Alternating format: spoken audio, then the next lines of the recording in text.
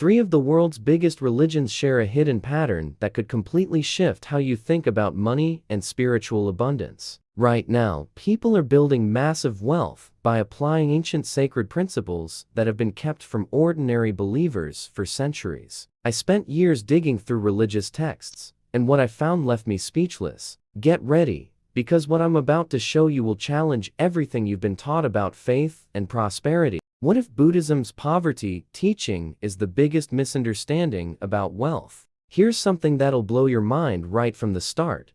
Buddhist monks living in simplicity actually oversee some of the largest fortunes on earth. The Golden Temple in Bangkok contains literal tons of pure gold. Tibetan monasteries hold treasures worth billions. Japanese Buddhist temples control property portfolios that would make Wall Street executives jealous. How does a religion famous for rejecting materialism end up this wealthy? The answer changes everything you think you know about spirituality and money. Buddhism doesn't teach poverty, it teaches non-attachment. These are radically different concepts that Western culture completely misinterprets. Before his enlightenment, Siddhartha Gautama was a wealthy prince who had everything money could buy. He experienced both extremes of existence. The middle path isn't about denying physical reality or rejecting prosperity. It's about not becoming enslaved by your possessions. You can have wealth without wealth having you. That philosophical distinction is absolutely game-changing. Many Buddhist entrepreneurs across Southeast Asia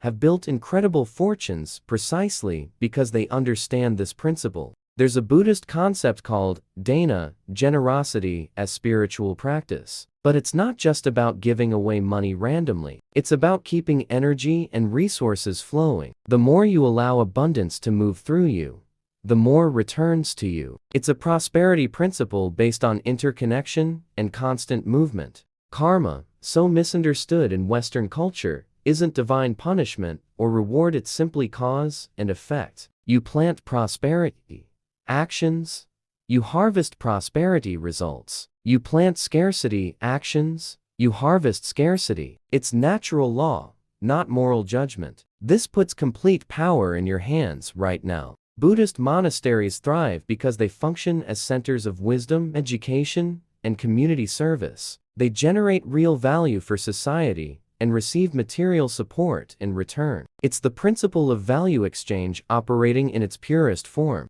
Here's what really connected the dots for me. Buddhist texts like the Sigalovada Sutta give explicit financial advice. They discuss wealth management, avoiding bad investments, saving properly, and building sustainable prosperity. This isn't metaphorical, it's practical money guidance written over 2,000 years ago. Do a non-attachment exercise. Choose something valuable you own and give it away, lend it, or share it. Notice how this doesn't diminish you, but actually creates space for more abundance to flow in. This is the secret monks practice daily. What you're about to discover next will shock you even more because Christianity took these same principles and created millionaires who built empires. Keep watching.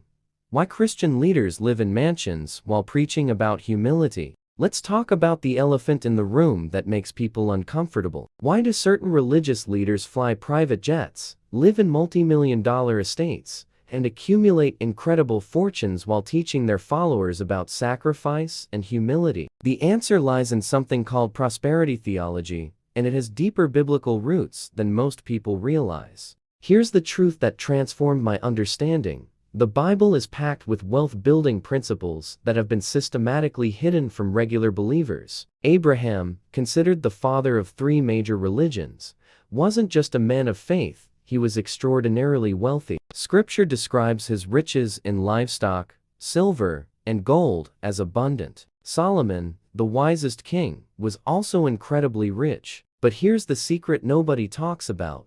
These men saw absolutely no contradiction between wealth and spirituality. The book of Proverbs is literally a financial management manual. Proverbs 21, verse 5 talks about planning and diligence leading to abundance. Proverbs 13, verse 11 mentions gradual wealth accumulation. These aren't metaphors or spiritual analogies, they're direct instructions about material prosperity. Now here's the part that changed everything for me.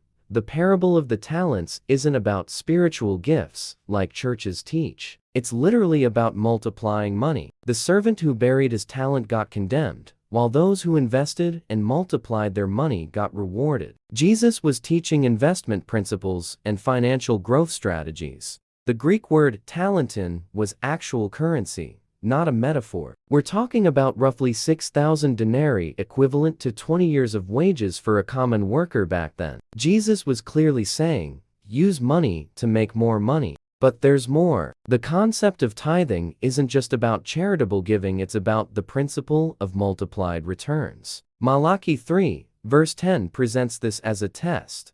Bring the whole tithe, and test me in this. It's presented as a spiritual transaction with guaranteed material results. The early church in Acts shared resources, but they were also described as having no needy persons among them, because people prospered together. It wasn't forced poverty, it was shared abundance. Write down 3 areas of your life where you can apply multiplication principles today. Could be time, knowledge, or resources. The secret isn't just receiving, it's making things circulate and grow. Wait until you hear how Islam turned these exact same principles into a global banking system that Wall Street studies today. Stay with me.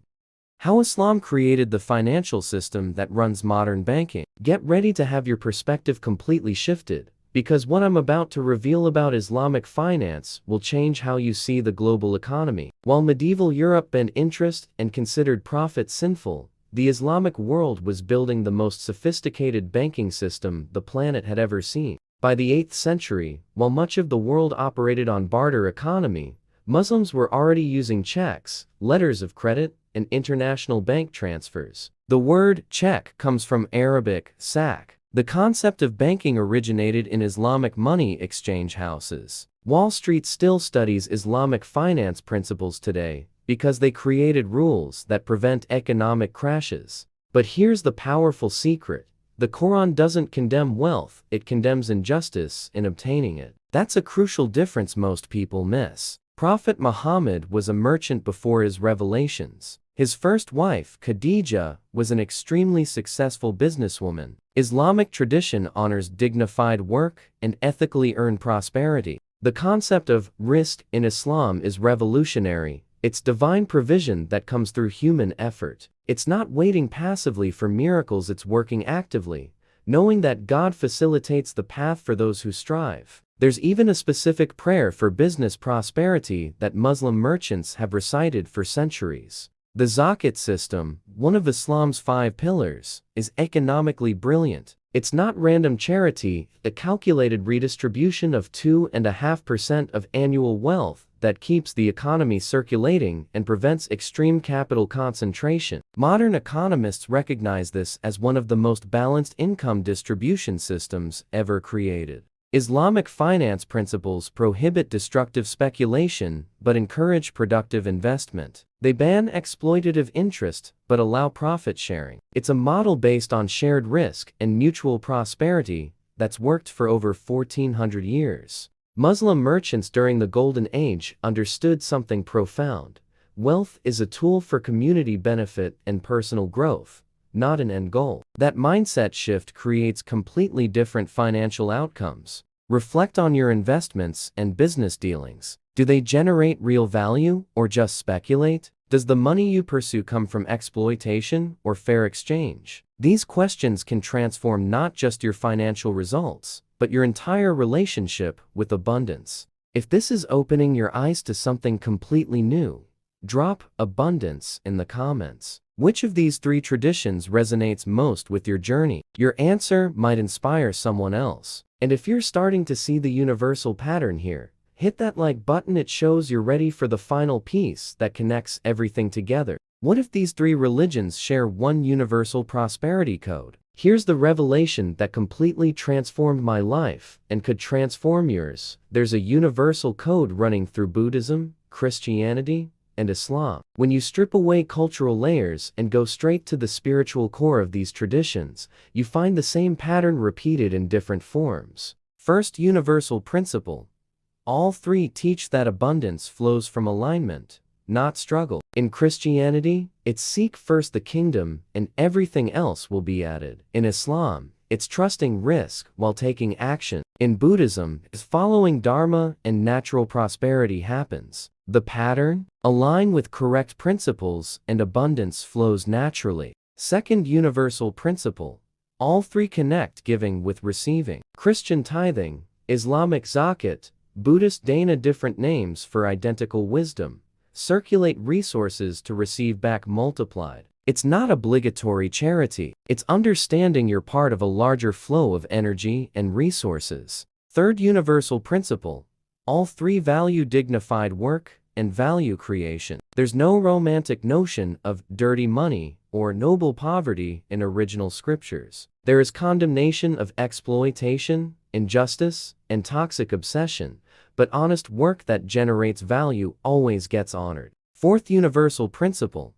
All three teach that your mindset creates your reality. As a man thinks, so is he. Proverbs. Take care of your thoughts, for they become words and actions. Hadith. We are what we think. All that we are arises with our thoughts. Buddha. Same teaching, different formulations. Fifth universal principle.